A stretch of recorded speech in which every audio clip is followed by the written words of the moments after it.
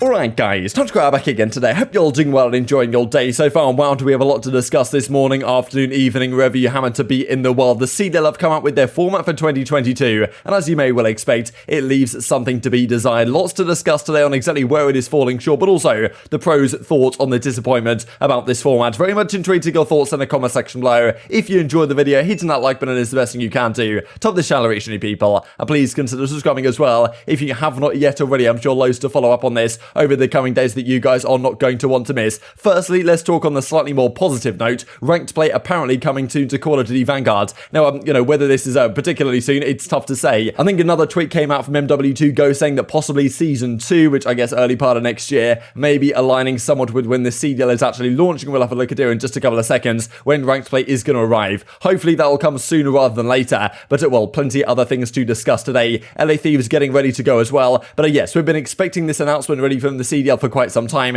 and they finally come out with what the format is going to be. There was a leak a little bit ago which relatively well lines up with what we hear right here. There's some other things in there as well though, and definitely some surprises I think as to where this format's going. There's some positives, there's also certainly some negatives, which I'm sure you guys aren't unfamiliar with at this point. This also from Octane Esports, so of course these guys are going to come in as that 12th spot over in Boston that we talked about earlier today. They come up with this right here. Now I'm not sure what to read into the code. Maybe some of you guys can do some digging, or some like Reddit detectives or whatever can figure out exactly what this means. One thing I did want to mention is at the end here they say security breach. Now pretty much the only thing left to be announced here is okay, what players they're going to pick up, but also what's the name of this Boston team going to be. The rumor earlier today was the Boston Breach. The fact that they have security breach over the ends may be in the case, that may well be the case. I suppose we will see on that front, but they're definitely getting ready to go in, of course, this new tournament format. One of the questions we might wonder from their perspective is, will there even be at a major this season with the format as it is going to be going on? So here we go, Call of Duty League, we are back in business. New formats, new events, more LAN. So of course it's tough to have less LAN than last year, given the fact we only had a couple of events there, but I suppose better than nothing. So this is the format they come out with. They have a video that goes alongside it. We'll have a look at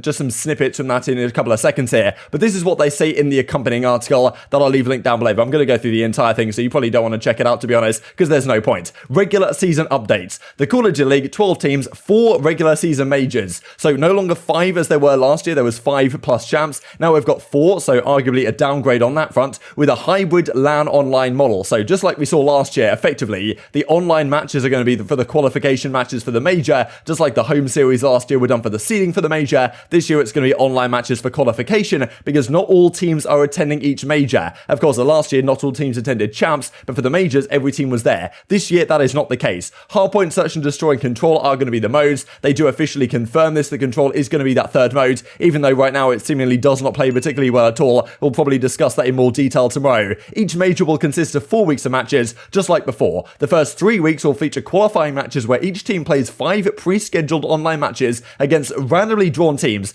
This has huge implications, and I think honestly this is one of the things that people are most against in this whole announcement. So previously, both teams, or all the teams, will be put into 2 groups of 6, and then they play 5 games against the other teams in that group, and then the top 3 go into the winners bracket for the major, the bottom 3 start in the lower bracket. Now this time they're doing it differently, where the top 8 teams out of the 12 qualify for the majors. Only 8 teams get to go, as they say here. Following those 3 qualifying weeks, the top 8 teams will compete in 1 week of bracket play at a live LAN event in front of fans, where the winner of the major will be determined. The first one is going to be hosted by OpTic Texas. We'll talk about the other potential hosts here in just a couple of seconds, but this randomly drawn teams idea, they also said in the video that this is going to be determined before the season even begins. So every team is going to know for each of the stages who they're going to play in what order, I guess, for all the matches for the entire season, apart from how the bracket's going to work out of the major. So some teams are going to get an incredibly hard run, and some teams are going to get blessed. That's just how it is. If it's randomly done and not based on previous tournament seeding or previous season seeding, at least going into stage 1, then some teams are just going to get an incredibly easy bracket, and some teams are going to get drawn against really tough squads, and they're going to have a really hard time to make the major. So I guess that, just the RNG element here doesn't seem to make any sense to me, especially when these matches are played online. Like, you're adding the online factor and the RNG factor of getting randomly drawn teams. Like, you're playing 5 matches and the top 8 teams qualify for the major. It's a tough one, to be honest, right? I don't mind the idea that only 8 teams make the major if those qualification matches are, like, on LAN against teams that are predetermined based on seeding or whatever. Maybe that's not the end of the world. The fact that it's going to be random and online definitely raises more questions than it answers to me. These are also some other updates before we go into talk about that in a bit more detail. Postseason updates, several important changes for playoffs. 8 teams will enter playoffs again, just like last last year. However, the top 2 seeds will no longer get buys. Instead, all 8 teams will start in winners round 1. This is a massive upgrade. Not a lot of people are talking about this because they're focusing on the negatives, which is understandable. But yes, it's going to be a straight up bracket. There's no more buys in these brackets going forwards, which is a fantastic step in the right direction, I think. So that is a great thing. Mid-season tournaments, they also confirmed this Pro-Am tournament we discussed that is coming into the game. We'll have to look at the bracket here for that in just a couple of seconds. Also, they're having a Warzone event, which some people would say is more of a negative than a positive, just because, you know, it's maybe one step closer to the fact that this league is going down the Warzone direction. But it still could be good to promote the league with streamers, influencers, that type of stuff. But that is now included into the schedule. No confirmation as to whether these mid-season tourneys are going to be on LAN, though. It doesn't say they are on LAN, therefore you'd imagine they might well be online. This is the final thing in that statement. They confirm it when the season is going to begin. A kickoff classic as last year, January 21st through to the 23rd. This is actually a 3-day event, so I guess it's just the same thing as before. There's no winner, they're just matches they play. I think last year it was only 2 days, so I guess it's better, well, 3 days this time, better than 2. And then the opening weekend begins on February 4th through the 6th, so kind of as we might have expected looking at last year. First match is being played online, just copy and paste from last year. Like, I really wish they brought it back. Hopefully next year they can do it. It's just so long to wait with the game coming out so long ago at this point, and being basically dead by the time the season even begins. Halo have certainly learned that lesson. This is kind of like an overview that Chrome does right here, but of course we talk through everything, so I'm sure you guys are familiar with it at this point. The first thing I wanted to say is the majors. At the end of the Twitter video, not on the YouTube video, the Twitter video had Minnesota, Toronto, and New York being the next host of the majors, but they'd since deleted that and went back on it. So I believe Toronto are going to be doing one. I'm not sure about New York. Of course, what this does mean for European fans in general, or at least fans of other regions, there's going to be no European event, at least based off this. Maybe they are actually going to change it, right, and bring in champs in London or something. I think that would be great for us, frankly. But the fact that like all these events are probably going to go on in the States again, I kind of understand it with the state of the world, but it's still really frustrating, right? Like, it doesn't seem all that much like a world league at the end of the day. We also get this from the Minnesota Rokkr, though, right? As it kind of says, 4 teams are going to be hosted, or 4 teams are going to host the 4 majors. And, well, they say first up OpTic Texas in the video, and then it says next up it's Minnesota Rokkr. Now, the Minnesota are like, you know, are you actually sure that's actually happening? Because I'm pretty sure what they're trying to suggest here, they're not actually hosting this major. So the CDL maybe messed that up, or they're changing it. I'm not really sure. Toronto say they are going to do it, because as they say, the Toronto Ultra Major here is going to be coming sometime soon. So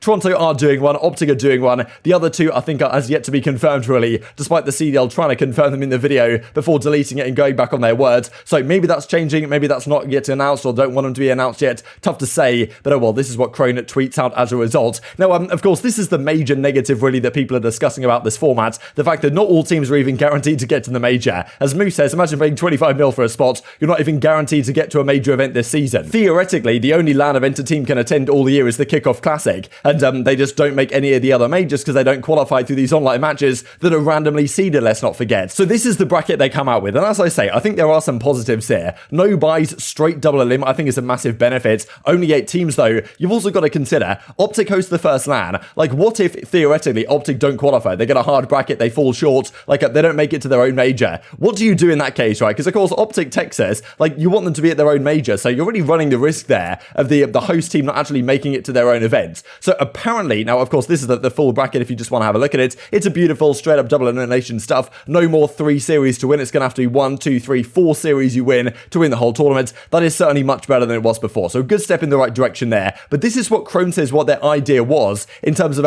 if teams don't make the major that are hosting the events. They didn't say this part in the video, but I actually heard if teams that are hosting the major don't make top 8, they play the 8th team in a play-in for a chance to play in their own tournament. Like, what is that? Like, where is competitive integrity in this discussion? Like, if you don't make top 8 for your major, like, instead of getting an automatic seeding, like for the World Cup, for example, in football, if you're hosting the tournament, you just get, your team gets to go automatically into the event. But, you know, here they're not doing that. But if you lose and you come bottom 4, then you just get to play it against the 8th team to actually qualify. Like, you know, poor 8th team, right? Like, just gets, you know, just gets screwed over, but effectively, despite having qualified an 8th, by the fact that they're an 8th and the team that hasn't qualified is the one that's actually hosting the thing. So this is just crazy. I don't know if they're going ahead with this, but if that is the case, it is truly remarkable. And, well, as I said in reply, right, the fact that, like, some teams are going to get blessed, some are going to get a schedule of death, and we might even know that before the season begins, at least based on what they said in that video, with no future seeding going on. I don't mind, I guess, if you do this for stage 1, right, you just kind of randomize it, but surely you'd think that some sort of seeding down the line would make more sense than just randomizing for the entire season before it even begins. But I guess they're going to do what they want at this point. It definitely raises some serious questions. It could cause some crazy upsets, right, and teams making majors or not making majors that you might not expect them to. But at the end of the day, we want the best teams to make the majors, right? Like, why would we give kind of RNG formats to kind of screw over some of the best teams by giving them potentially hard online qualification matches when we want the best teams to be on LAN in front of the fans at the majors. It's just a strange one from my perspective. Of course, look, the pros, they definitely give their reactions on this front. Online still matters a lot, and 4 teams don't even make it to LAN. What a format, he says, so Sasha not happy about it. Straight out, well, sarcasm on the ton, and as you may well expect, Simp says as well, interesting format this year for sure. Like, definitely some implies from, aBeZy and Kenny, basically saying, yeah, I'm not really sure what they're thinking along these lines, to be honest. And Slasher even followed up as well, he says right here, because we talked about this a few days ago, like, I'm not happy about what's going on here, Slasher said on the 9th of December. He then says, like I said, mind blown, what even are they playing at right now? Wanted to touch on this though as well, because a few days ago we discussed the Challenger versus Pro LAN that might be going on. Now, whether this is actually on LAN, I'm not sure they've technically said that yet, but this is what the format is going to be. You've got the 12 teams with the Challenger squads. Now,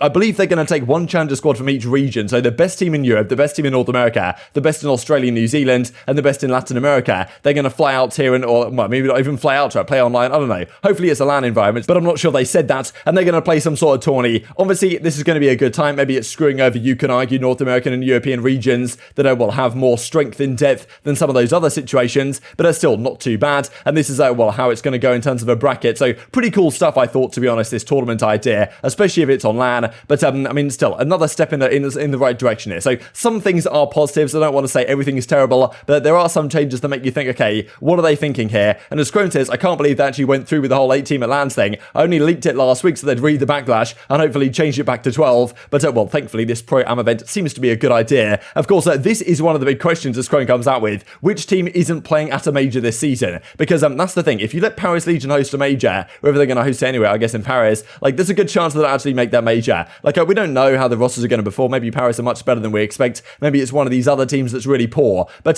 that's the thing. There's a realistic possibility that some of these bottom squads don't even make a major event all season. Which, at the end of the day, if the bottom 4 teams aren't there, like, does it really matter too much? Because they just get bodied out of the tournament anywhere in the lower brackets. But I think, like, in general, the fans of those teams want to be able to go and attend the majors knowing that their team will be competing there, right? You want to book your ticket for the event. Let's say, you're a Seattle fan. You want to book your ticket for the event knowing that you're going to be able to watch at least one Seattle match at that event. Now, for kind of a neutral perspective as a viewer, it maybe doesn't matter all that much, but I think just for the fans, it makes way more sense to have all the teams in attendance. It's just like, I don't really know. In Modern Warfare, no one liked the 8-team events. Now, I guess this time you've got to qualify for those events, so the top team should theoretically be there, but I don't really know why we need to bring those back. However, I do like the fact that there's now no buys, so I'm kind of torn on this, to be honest. I think there's definitely more to be debated on this front. This also, as Theory says, the head coach of the Paris Legion, they left the best thing out of this announcement. Not sure if this is sarcasm, it kind of sounds like it might be. Can't wait for you all to find out, so maybe there is more to be coming just around the corner here. And just to mention this finally from the TacticalRab Academy, because, well, they do not miss at the present time, but very much intrigued to your thoughts on all this stuff in the comment section below. Hope you guys enjoyed the video. If you did enjoy it, hitting that like button tells those YouTube gods this is a good video, and I was like, you should see it as well, and help grow the competitive Call of Duty community. Thanks for watching as always, take care, and I will see you next time.